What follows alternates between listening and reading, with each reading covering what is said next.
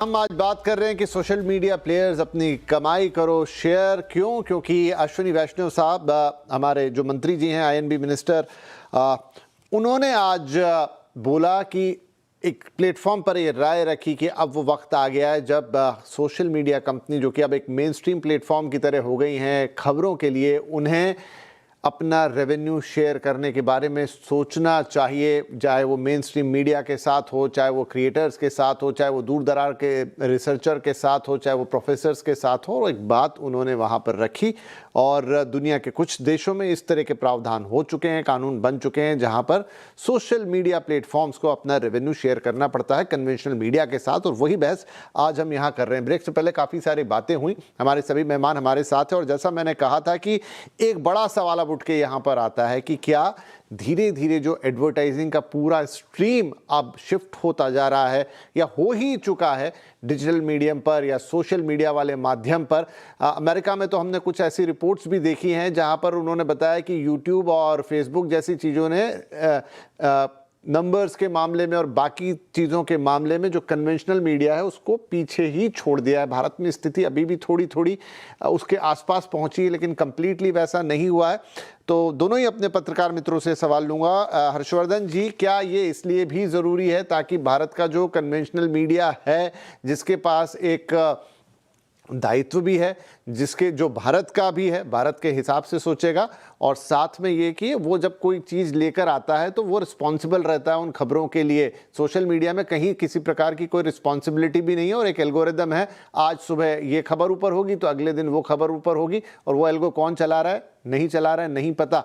तो इस लिहाज से भी कि भारतीय कन्वेंशनल मीडिया को अगर आपको जीवित रखना है तो भी आपको इन सोशल प्लेटफॉर्म से, चाहे वो रेवेन्यू शेयरिंग हो या कोई और तरीका, आपको लगाम लगानी पड़ेगी। नहीं, देखिए, रेवेन्यू शेयरिंग पर ही हम अटके हुए हैं, ये भी थोड़ा सा मुझे चिंतित करता है, क्योंकि रेवेन्यू शेयरिंग तो होना ही चाहिए। लेकिन जो आपने कहा ना, ट्रेडिशनल मीडिया ने अपनी साख खोई। उसने न सांप सीढ़ी दिखाया, उसने भूत महल दिखाया, उसने स्वर्ग दिखाया, उसने पता नहीं क्या क्या दिखाया भूत प्रेत करके, और उसकी वजह से ही तो टीवी का सारा माहौल खराब हुआ ना। और जिसको हम कहते हैं कि आज आप कहेंगे तो वही ट्रेडिशनल मीडिया भी तो नेट पर है। ऐसा नहीं है ना कि कोई टीवी चैनल या कोई अखबार उसको इंटरनेट नहीं है, उनके पास भी वो सब कुछ है। लेकिन ये भी जरा सोचना पड़ेगा कि वो ट्रेडिशनल मीडिया वही इंटरनेट पर जाकर उतने क्यों नहीं व्यूज दे आ पाता है जो कोई और वैसे करता है। तो डेमोक्रेटाइजेशन तो हुआ है, ये मैं बहुत लंबे समय से कह रहा हूं, लेकिन अब इसका एक दूसरा पहलू है। जैसे टीवी चैनलों में टीआरपी की रेस में जाने क्या क्या दिखाया जाने लगा। मतलब वो तो इधर दूसरे तरह की चीजें शुरू हो गई, नहीं तो पहले तो जाने क्या क्या टीवी पे न्यूज छोड़ के सब आता था। क्या ऐसे ही इंटरनेट पर दिन भर अफवाह, झूठ, दिन भर पता नहीं किस किस तरह की चीजें, ये हो गया वो हो गया, इसको भी देखना पड़ेगा। मैं एक्स पर देखता हूं, पहले जब ट्विटर था उससे ज्यादा क्यों हो गया, क्योंकि अब पे आउट आने लगा। तो जो लोग कहानी बनाने लगे, जो लोग झूठ बोलने लगे, जो लोग दिन भर हिंदू मुसलमान करने लगे, जो दिन भर जाति जाति करने लगे, जाति संघर्ष की वीडियो पढ़ने लगे, तो क्या होता है कि इस पर लगाम लगानी पड़ेगी। रेवेन्यू वाला मसला एक तरफ है, लेकिन उससे जुड़ा हुआ है और दोनों को आप अलग करके नहीं देख सकते। सरकार को यहां भूमिका निभानी। प्लेटफॉर्म तो कभी भी सरकारी होगा तो उसकी न तो वो साख बन पाएगी और न वो उस तरह से उपयोग में आ पाए। प्लेटफॉर्म तो आपको इंडिविजुअल, कोई कंपनी, कोई बनाना ही पड़ेगा। तो मुझे लगता है कि इस दिशा में क्या आगे बढ़ पाएंगे, सबसे बड़ा सवाल यही है। और मैं फिर कह रहा हूं, इसने एक बहुत बड़ी कंटेंट क्रिएटर इकोनॉमी तैयार की है, आप उसको नजरअंदाज नहीं कर सकते हैं। जी आशुतोष, इस पे आपके व्यूज? देखिए, ट्रेडिशनल मीडिया आप किसे कहते हैं? वो जो अखबार चलाते हैं, जो अखबार आता है उसको ही तो ट्रेडिशनल मीडिया आप कह रहे हैं ना। मेरा कहना है कि पूरा जो हाँ जो जो जो न्यूज का जो पूरा स्पेक्ट्रम है अब वो बदल गया पूरी तरीके से। तीन चीजें बड़ी महत्वपूर्ण हो गई है। एक, अब अखबार नाम की चीज वो धीरे धीरे खत्म हो जाएगी पूरी दुनिया से। उसकी जगह आप जो है वो सारा कुछ इंटरनेट बेस्ड हो जाएगा, इंटरनेट बेस्ड हो जाएगा, और वो हो ही रहा है धीरे धीरे। आप देखिए दुनिया के जितने बड़े अखबार हैं, बल्कि मैं आपको बता दूं कि न्यूयॉर्क टाइम्स जो एक जमाने में जबरदस्त घाटे में चल रहा था और उसके बंद होने की स्थिति पैदा हो रही थी, उसको इंटरनेट जर्नलिज्म ने उसको जिंदा कर दिया और आज वो प्रॉफिट की तरफ बढ़ता हुआ दिखाई पड़ रहा है, जबकि वॉशिंगटन पोस्ट वैसा नहीं कर पाया। तो वॉशिंगटन पोस्ट की दुकान अब आप देख रहे हैं वहां क्या हालत पैदा हो गई है। तो पहली बात यह कि चाहे वो इंडियन एक्सप्रेस हो, टाइम्स ऑफ इंडिया हो, न्यूयॉर्क टाइम्स हो, सबको इंटरनेट बेस पे आना ही पड़ेगा, दूसरा कोई रास्ता नहीं। देखिए इंटरनेट अलग, मतलब मैं थोड़ा सा उसका बाइफरकेशन कर रहा हूं। Internet base is okay, social media भी तो इंटरनेट के ऊपर ही चल रहा है, तो वो तो सारी चीजें नेट में आ जाए, डिजिटल फॉर्मेट में आ जाए।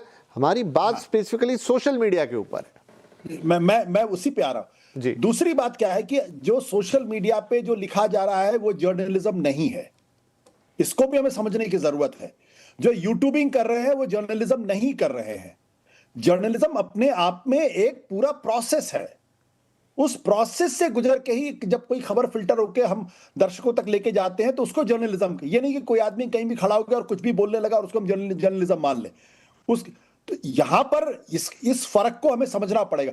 ट्विटर पे जो आदमी कोई लिख रहा है या यूट्यूब के अंदर कोई आदमी खड़े होकर कोई बयानबाजी कर रहा है या किसी कोई विजुअल को दिखा रहा है या कोई इंफॉर्मेशन दे रहा है, उसकी ऑथेंटिसिटी क्या है, कौन उसको ओन करेगा? आप इंडियन एक्सप्रेस अगर मान लीजिए उसी वीडियो को इंडियन एक्सप्रेस दिखा रहा है तो उसकी एक ओनरशिप है, या अगर मान लीजिए टाइम्स ऑफ इंडिया भी अगर अपने वेबसाइट पे कोई चीज डाल रहा है या यूट्यूब में डाल रहा है तो उसकी ओनरशिप है। आपको गारंटी है कि वो एक फिल्टर के थ्रू ही होके जाएगा। या जैसे हम सत्य हिंदी पे कोई चीज डालते हैं तो वो प्रॉपर फिल्टर्स लगे हुए हैं, ऐसा नहीं कि कोई भी चीज आंख बंद करके वहां चली जाए, उसको तीन स्तरों पर जाके चेक करना पड़ता है तब जाके बनती। तो ये जो कंफ्यूजन पैदा हो रहा है कि यूट्यूबर्स जर्नलिज्म कर रहे हैं, बिल्कुल गलत। यूट्यूबिंग एक अलग विधा है, जर्नलिज्म एक अलग विधा है, दोनों में कंफ्यूज नहीं करना चाहिए। तीसरी बात जो मैं कहना चाहता हूं वो ये कि चाहे इंडियन एक्सप्रेस हो, चाहे टाइम्स ऑफ इंडिया हो, दुनिया के सारे अखबारों को जो आज कागज के फॉर्म में आ रहे हैं उनको एक दिन खत्म होना है। इसलिए खत्म होना है क्योंकि अखबार 24 घंटे में एक बार आता है और उसकी जो पेरिशेबिलिटी है वो सिर्फ आधे घंटे के बाद वो अखबार इररिलेवेंट हो जाता है। जबकि जो आपके यूट्यूब पे जो आप जर्नलिज्म कर रहे हैं या सोशल मीडिया पे जो जर्नलिज्म कर रहे हैं वो सतत प्रक्रिया है, वो इंस्टेंट है और आप बिस्तर में सोते समय भी आप चद्दर के अंदर भी आप उसको देख रहे हैं, उसको कंज्यूम कर रहे हैं। ऐसा अखबारों के साथ नहीं है या टेलीविजन चैनल्स के साथ भी ये नहीं है।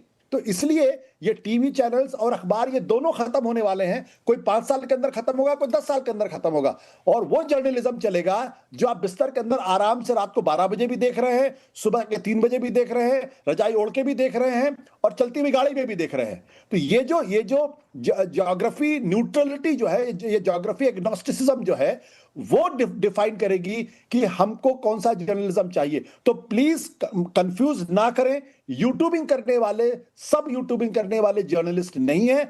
जर्नलिज्म करने वाले जर्नलिज्म यूट्यूबिंग का हिस्सा है, लेकिन यूट्यूबिंग जर्नलिज्म पूरी तरीके से नहीं। बिल्कुल, मैं छोटी सी एक बात जोड़ देता हूं, उसके बाद सभी लोग कुछ ना कुछ कहना चाह रहे हैं कि ये बात आपकी बिल्कुल सही है। और देखिए इसी तरह से तो माध्यम आगे बढ़े। अखबार अगली सुबह आता था, लेकिन टीवी ने आके वो डिफरेंस खत्म कर दिया कि भाई आपको आज की खबर को कल सुबह नहीं पढ़ना है, मैं आपको आज बता दूंगा। अब डिजिटल मीडियम ने आके उस चीज को और छोटा कर दिया कि अरे कोई भी पीस हो, आपको अपॉइंटमेंट भी नहीं करनी कि मैं 8 बजे आवाज अड्डा देखूंगा, कि मैं 9 बजे समाचार सुनूंगा। जब चाहो, जहां चाहो, जैसे चाहो। आपने चद्दर का उदाहरण दिया, लोग बाथरूम में ले जाते हैं, ट्रैवल करते समय सुनते हैं। ये बहुत बड़ी सुविधा हो गई, जिस भी समय आपको चाहिए उस समय आपके लिए वो उपलब्ध है। दूसरी बात कही हर्षवर्धन जी ने कि भाई ये सारी सुविधा यूट्यूब पे सारे चैनल भी मौजूद है, कौन सा न्यूज़ चैनल वहां पर नहीं है? वो सब अपने आप को यूट्यूब पे लेकर आते हैं, लेकिन वो बना क्या रहे हैं, लोगों को क्या पसंद आ रहा है वो एक है। और ये बात भी आपकी बिल्कुल सही है कि जो इंडिविजुअल यूट्यूबर्स हैं, चाहे वो न्यूज़ के लिए आते हैं, वो ओपिनियनेटेड रहते हैं। यही बात उठी थी ऑस्ट्रेलिया में। जो मूल तर्क दिया था ऑस्ट्रेलिया के अंदर वो यही था कि एक पूरा न्यूज़ ऑर्गेनाइजेशन जिसमें 10 तरह के फिल्टर, एक एडिटोरियल बोर्ड है, वो खबर को लेकर आता है तो एक ऑथेंटिसिटी के साथ लेकर आता है। उस पर सवाल उठा दीजिए, वो अलग बात है, लेकिन उसकी तुलना इस तरह की न्यूज़ से नहीं की जा सकती। तो ये 2-3 अलग अलग पहलू हैं, राइट। अब सारे मेहमान कुछ ना कुछ इस पे और जोड़ना चाह रहे हैं। हर्ष जी, आपने उंगली उठाई थी, फिर विराग जी आपके पास आ रहा हूं। नहीं, मैं बहुत समय से ये कह रहा हूं और मेरा ये मानना है कि जब हम कहते हैं कि कोई एक अखबार, कोई एक मीडिया हाउस वो जवाबदेह है, तो कोई भी व्यक्ति जो यूट्यूब पर है या एक्स पर लिख रहा है उसकी जवाबदेही सरकार क्यों नहीं तय कर सकती है? सबसे महत्वपूर्ण बात है। ये कहकर हम बड़ा ग्रे स्पेस छोड़ देते हैं ये ठीक है, आशुतोष जी की इस बात से मैं सहमत हूं कि सारे यूट्यूबर पत्रकार नहीं है, कुछ पत्रकार यूट्यूबर हैं, ये ठीक है, वो जो प्रायिकता का सिद्धांत होता है वो चलेगा। लेकिन ये कह के हम ग्रे एरिया नहीं दे सकते ना। फिर क्या है कि वो लोग ऐसा कंटेंट बना रहे हैं कि बहुत से लोगों के ऊपर जो पत्रकारिता भी कर रहे हैं वो शायद दूसरी तरफ चले जा रहे हैं। मेरा ये मानना है कि जैसे आप कहते हैं कि कोई मीडिया हाउस, अखबार हो, टीवी हो, जैसे उसकी जवाबदेही है, मैं अपने यूट्यूब चैनल पे जो बोल रहा हूं वो मेरी जवाबदेही होनी चाहिए। अगर आशुतोष जी ने कोई बात की, एक बार हो सकता है, 2 बार हो सकता है, 4 बार हो सकता है, वो गलत करे तो इनसे पूछा जाना चाहिए, मुझसे पूछा जाना चाहिए, क्योंकि ये नहीं, अनचेक्ड कोई भी मीडियम नहीं जा सकता है। जवाबदेही भी आप इसीलिए आज कह रहे हैं ना, इंडियन एक्सप्रेस का नाम ले रहे हैं, किसी अखबार का, किसी एक का क्यों ले, सारे अखबार, सारे टीवी चैनल, तो आपको जवाबदेही वाली बात कहीं लानी पड़ेगी, तब शायद ये बहस कुछ आगे बढ़ पाएगी। और जवाबदेही के लिए भी कुछ कुछ कानून तैयार हो रहे। विराग साहब, आप बात कहना चाह रहे थे, उस कानून का भी जिक्र कर दीजिए जो आया था प्रस्ताव में, अब कहां पहुंचा, क्या हुआ नहीं पता उसका, और अपनी बात भी रख दीजिए। देखिए, ब्रेक के पहले डेमोक्रेटाइजेशन की बात हुई थी। अंग्रेजों ने भी भारत में संसदीय प्रणाली लाए, अंग्रेजी शिक्षा लाए, जाति प्रथा को कम किया और कहीं ना कहीं से आधुनिक लोकतंत्र की स्थापना की। लेकिन हमने तो अंग्रेजों को भारत से बाहर भगाया और हमने आज़ादी हासिल की, अपना गणतंत्र स्थापित किया। इसी तरीके से जो ये विदेशी डिजिटल कंपनियां हैं, टेक कंपनियां हैं, वो भारत में जब टैक्स नहीं पे करती हैं, भारत के कानून का पालन नहीं करती हैं, स्वदेशी अर्थव्यवस्था में बाधक हैं, इसीलिए उनको फ्री एंट्री देने की वजह से हम अपनी खुद की एंटिटी, कोई भी चाहे जो हो या कोई भी हो, हम सफल नहीं कर पा रहे हैं। अब मैं सिर्फ हर्षवर्धन जी से सिर्फ एक सवाल पूछूंगा, चाहे तो अभी जवाब दे दें, चाहे कभी दे दें, कि 2017 के सुप्रीम कोर्ट के फैसले के 7 साल बाद संसद ने डेटा सुरक्षा कानून 2023 में बनाया, आज तक लागू क्यों नहीं हुआ? पिछले 6 सालों से सरसंघ चालक अनेक बार बोल चुके हैं कि ओटीटी को एक हमको कानून के दायरे में लाना चाहिए। ओटीटी और व्हाट्सएप को हम कानून के दायरे में क्यों नहीं ला रहे हैं? मुझे लग रहा है कि ये मर्ज बहुत बड़ा है और इस मर्ज पर अगर हमने ढंग से एक्शन नहीं लिया तो हम नए जमाने में डिजिटल उपनिवेशवाद के शिकार ऑलरेडी हो चुके हैं। और ये स्वदेशी, हम बार बार भारतीय उद्योगपतियों के उंगली उठाते हैं, लेकिन ये जो विदेशी कंपनियां हैं, ये डिजिटल उपनिवेशवाद के जो बहुत बड़े लेवल पे हमको जकड़न में ले रही हैं, इस पर समय सर बहुत कम रह गया। आपने सवाल पूछा है तो क्विकली जवाब ले लेते हैं। एक उंगली और उठ गई है जी, हर्ष जी, क्विकली, एक मिनट के अंदर सर। देखिए, ये जवाब तो सरकार को ही देना है, लेकिन मैं फिर कह रहा हूं कि हमारी कंपनियां क्यों नहीं सफल हो पा रही, ये भी बड़ा सवाल है। और अभी भी कई मीडियम तैयार हुए, कई कंपनियां तैयार हुई, क्या हम भारतीय अपनी कंपनियों को उस तरह से नहीं कर पा रहे, या वो कंपनियां उतनी टेक्नोलॉजिकली एडवांस नहीं है, ये भी बड़ा सवाल है। और सरकार के पक्ष में बिल्कुल मैं मानता हूं कि सरकार को इस मामले में कई कड़े नियम लागू ही करने चाहिए, कोई और रास्ता नहीं। जी आशुतोष, आप कुछ कह रहे थे। मेरा साफ तौर पर मानना है कि इस देश के अंदर कानून की कमी नहीं है। सवाल कानून का है ही नहीं, सवाल एग्जीक्यूशन का है। अगर कोई आदमी ट्विटर पे जाके अगर वो हिंदू मुसलमान के सवाल पे भड़काने की कोशिश करता है तो कानून ऑटोमेटिकली वहां होना चाहिए। अगर कोई जाके वहां पे गलत झूठ फैलाता है तो भी कानून इसके लिए उपलब्ध है। लागू क्यों नहीं होता? तो ये जो बार बार कोशिश होती है ना कि कानून बनाओ, कानून बनाओ, कानून बनाओ। हमारा संविधान अगर आप देख लीजिए और अमेरिका का संविधान देख लीजिए, अमेरिका का संविधान तो 2 पेज में आ जाएगा। हमारा संविधान मोटी किताब है। लेकिन दिक्कत क्या है कि हमारे यहां जो एग्जीक्यूशन का जो कन्वेंशन है उसको हम लागू नहीं करते।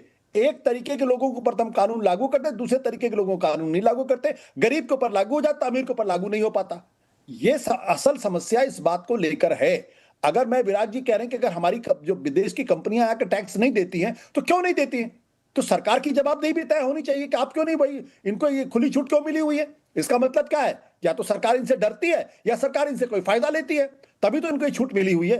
अन्यथा हम आप अगर टैक्स ना दें तो पता चला इनकम टैक्स वाला कल आ जाएगा, छापे मार देगा और हमारा घर अटैच कर देगा। तो ये छूट क्यों मिली हुई है? तो एक क्योंकि समय अब बिल्कुल समाप्त होने की तरफ आ गया, कंक्लूडिंग रिमार्क मैं दुग्गल साहब से लेना चाहता हूं। दुग्गल साहब, लंबी बहस कर ली हमने और इसके बहुत सारे पहलू है, क्योंकि ये सोशल मीडिया, इंटरनेट की दुनिया, जब आप इस पे जाते हैं तो इसमें कोई एक आयाम नहीं है, मल्टीपल आयाम वाली ये जगह है और उसके हर आयाम पे आप घंटों बात कर सकते हैं। लेकिन अगर आज की बात करें, जो आज मंत्री जी की तरफ से बातचीत आई, तो ये होता हुआ हम कब तक देख सकते हैं? ये अभी लंबा रास्ता है। बात तो उन्होंने शुरू कर दी, पर होते होते बहुत दूर जाना होगा। देखिए, अभी तक तो ये बात आई नहीं थी, आज पहली बार आई है। हम मैजिकल रिजल्ट्स ना एक्सपेक्ट करें तो अच्छा होगा।